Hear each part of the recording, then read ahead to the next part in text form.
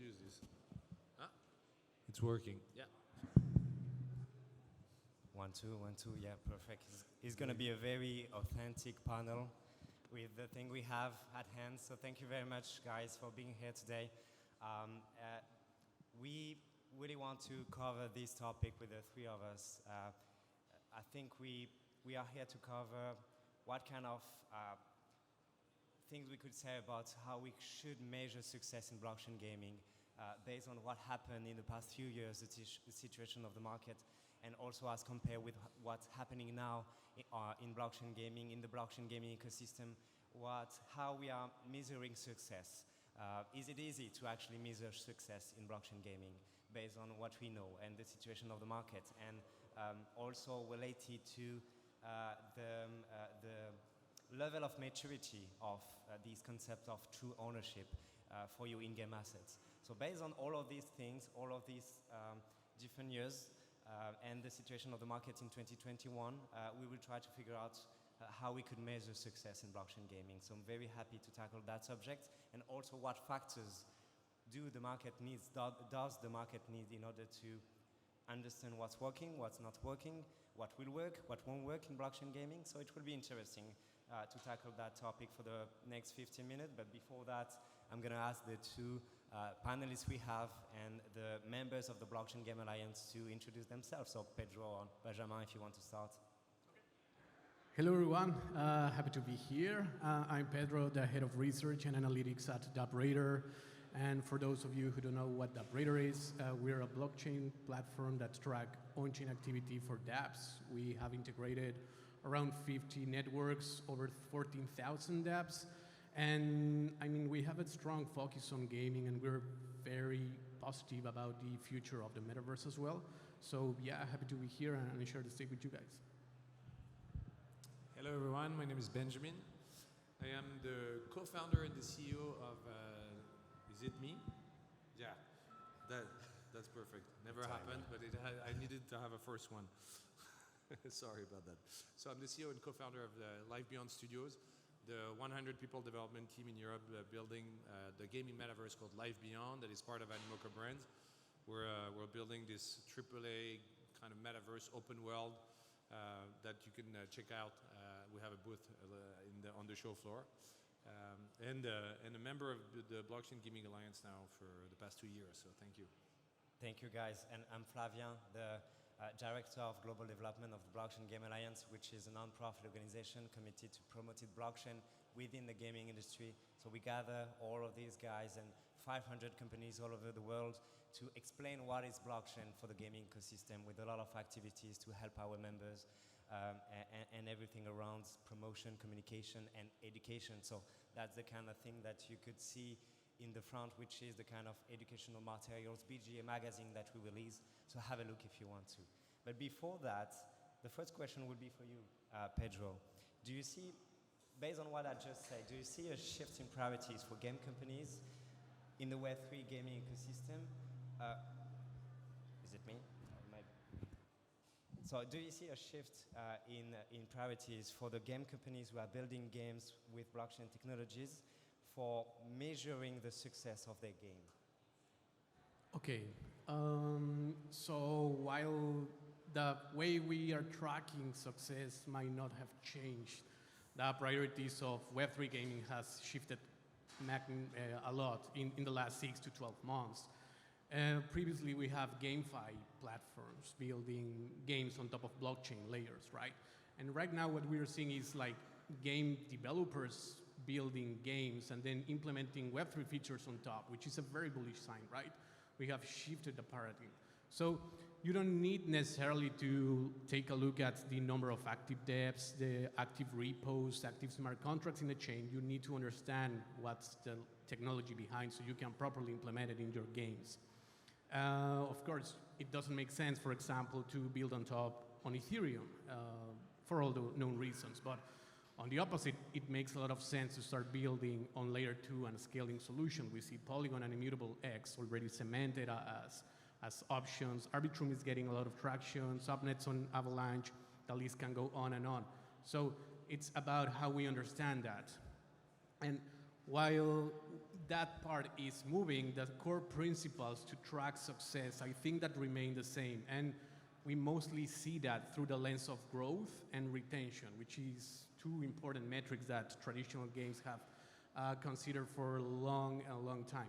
So one example also that we are seeing how games are tackling that approach is we're seeing games implementing gamification features. What I mean for this is like, for example, Splinterlands makes you connect daily to their game to claim rewards, do daily tasks and so on. Move to earn games like Step In, Step Up, and those type of dApps. Also engagement, daily rewards.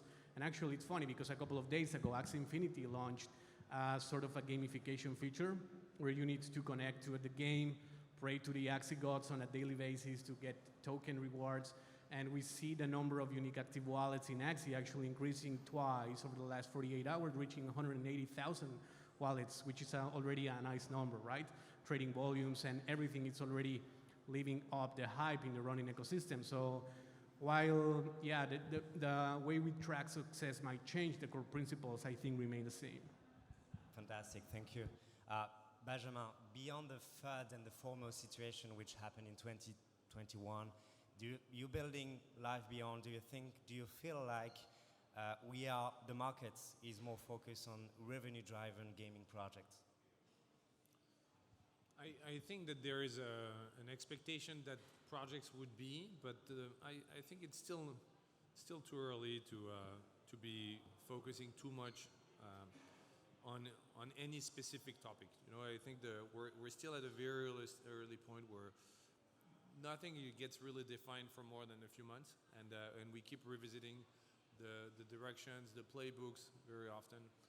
Even to measure, so of course, like revenue became probably more important because the funding was, at the end of the day, funding is the key. How do you keep funding your operations? And so you needed another source of funding. But I started seeing more projects now, again, going back, raising money, but this time not in token, but in equity, and like big projects. So I think, it's like there are multiple waves. And even when we qualified to kind of piggyback on what Pedro was talking about, we went from measuring in the Web2 world engagement, for instance, in a very product-centric way, so retention within the product. But what does it mean in Web3, considering that a lot of projects don't have a product, but they have a community? Some projects have a product and a community. So how do we aggregate all of these data to be able to actually measure a retention that can be very bad in one channel, but very good in another one? So I think there are a lot of things that are very moving targets right now, and it's hard to say this is the way. And so it makes it more complicated. When going back to the funding situation, you want to talk to investors who don't have a very easy, simple playbook to follow like they used to in the Web2 world. Yeah, based on what you just said, you mentioned community, and that leads me a question for you, Pedro, actually. Maybe it won't be your answer, but I'm really intrigued in your, what do you think will be the key factors in terms of to measure the success of Web3 game companies for their games? Is it around what's happening in their community? I think we need to consider a lot of factors, and actually what Benjamin was saying also around revenue is super important, because you see a game receiving millions in funding, but what's the outcome of that result? Also, we need to be aware of, we need patience. Games take years to develop, but at the same time you want to see results and so on. So community is actually one thing, how to see engagement. For example, one thing that we normally do at Operator is the number of unique active wallets. And I'm going to get to community in a moment, but first about growth. The number of unique active wallets, probably the metric what we are known for, which means all the wallets that are interacting with a smart contract and recording a blockchain transaction, right? But we need to be very, very careful, because one wallet does not translate into one user. One user can have 5, 10 wallets, right? That's first. And secondly, recently we have seen a lot of games manipulating their activity with botting. So we immediately flag that and delete that. We don't promote botting at any means. And also the gamification aspect that I was selling previously about Axie and all those games does not really relate to the proper gaming side of a certain app. So we need to be very careful, and we also come with new metrics like the average transaction per wallet. We see some games do, let's say, weekly spin-offs. So at some point we see one game recording 800,000 wallets on a week. Wow, that's impressive. But then we see 105,000 transactions, which is almost a one-to-one ratio, right? So it's basically just a user signing in, creating a wallet, and that's not really something happening there. So we need to be very careful. And another one that I really like is the actual value that you generate for those projects. So the number of dollars that each wallet or each transaction is generating. And of course, that also tells a lot. And we see, for example, in Candy Crush, there are microtransactions worth $1, $2, $5, but they have millions of users. And then where you want to be is the extreme opposite. You want to be in the level of CSGO, when a skin can be sold for $100,000, even $1 million. And this is where it will be really, really interesting for the Web3 community. And then you were talking about community, and we get to the engagement part, which is vivid. How active is your community? How active is your Discord? How you're engaging also with other products and partnerships in the space. This is where I think the Web3 ethos live for games, and it's going to be definitely a critical factor going forward. Interesting, thank you. Benjamin, I don't know if you agree with that. I really love the conversation held by one of the co-founder of Carbonated, which is a blockchain game company. He said to compare the Web2 players, we have to put some boxes in it, and sorry for the players, but compare Web2 players and Web3 players. He said for Web2 player, you start playing the game, you want to engage more and more with the game, so the game company try to let you engage more and more to find some mechanics, game mechanics, to let you engage more and more with the games. And here comes monetization for some of them, especially on mobile. So you have a pattern which is play, engage, and monetize. He said for the Web3 world, it's kind of the opposite, which is monetization first. You want your community to believe in your project and follow you with incentive, monetize incentive. And after that, you engage. You want your community to engage more and more. And after that, you play the game. Do you agree first? And after that, do you feel like these patterns kind of define your ability to find some key metrics? I think I agree with the core, but not with the form here, which is the big difference between Web 2 and Web 3, and why I think Web 3 is way more virtuous, is the fact that we're less in a business of volume. Okay, so in the Web 2 world, in the game as a service world, we used to bring millions of players into a funnel to have a very small group in the end of players that we are going to monetize, and usually we would even focus on a smaller group, the whales that we're going to squeeze as much as we can, because they are the ones really providing the revenue and the cash for the business. Of course, in Web3, we don't care about that. We care about engagement. So we don't need to have a lot of players, but we need to have a decent community that is engaged. I mean, Bored Ape potentially is never more than 10,000 people, right? So this really teaches a great lesson here. Now, where I'm not very much aligned with his position is engagement equals monetization, or monetization equals engagement. Because monetization can be, flippers, traders, speculators, basically. And not that I think they're bad, actually. I think we need speculators. They bring liquidity, which is very good for your market and your economy.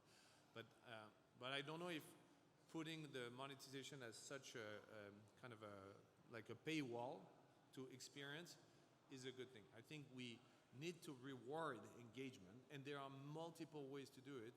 Yes, of course, putting money on the table is one of them.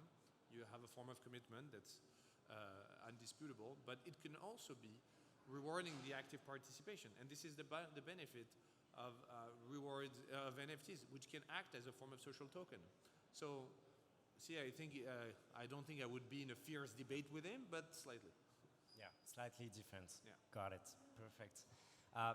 For you again, Pedro, do you feel like, so you really focus with Dapper on on-chain analytics. Do you think Web3 gaming analytic, how Web3 gaming analytic could help game companies to measure player engagement acquisition in your opinion? I know we talk about that, it's pretty new still, but do you have an opinion on that?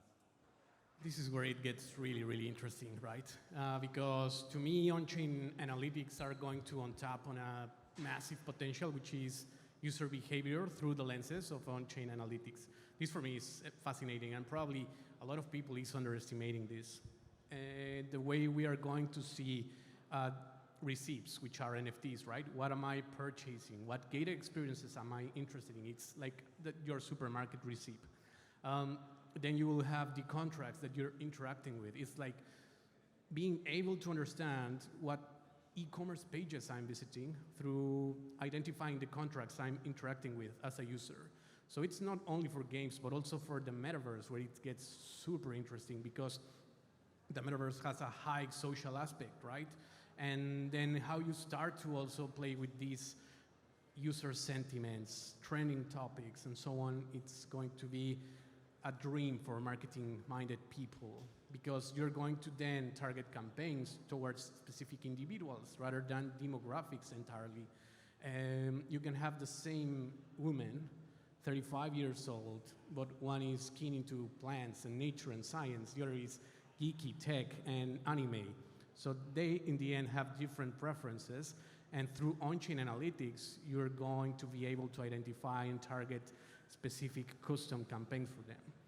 Then it comes the part of interoperability, when projects will identify that as a user, I'm also interacting with DApp B or DApp C. So I can start thinking in terms of business development, that type of partnerships that can also enable and grow my business further. So as you can see, it's through different verticals, like marketing tailored for users, partnerships that will be enabled through cross-chain, on-chain data, and then the community and governance voting that could also be coming from this is also quite reliable, and think will be massive for brands. When we talk about how brands will implement Web3 and the future of Web3, what I always think is that brands need to understand that we're not clients anymore. We need to be part of their community. And through also governance activity and community and so on, it will also help them understand what's needed to get to that level. So. But you see the difficulty is the scope, right? Because especially when you go back to the metaverse, so what is the limit of your metaverse destination, or even your own landscape? This is your game, this is your Twitter, this is your Discord. Like, we don't really have ways right now to aggregate this. So, it's always, you can't use, there's no magic, like, one-stop shop metrics that can just answer all your questions. You really need to combine all of them, or you might completely miss the picture. As my last question was about your challenges, about measuring the success of the game, I guess you answered it, but do you want to add something else? No, I think we have what is the opportunity is, of course, to have on-chain data, and so that's fantastic, because you can potentially have access to all these cross-fertilization opportunities between communities. But the problem right now is that it's a very narrow view, and you probably remember all the bad press on the users of Decentraland and Sandbox, which were obviously completely oriented press articles, but because if you only look at the on-chain transaction, you have a very limited view today. Most games don't have their logics running on-chain. They run completely off-chain, and only the transactional part is on-chain. So we really need more technology providers, and I know that some are really developing this. So that's a major challenge. That's perfect. Thank you very much, guys. Yeah, we got it. Thank you very much for attending this panel. Thank you. Thank you.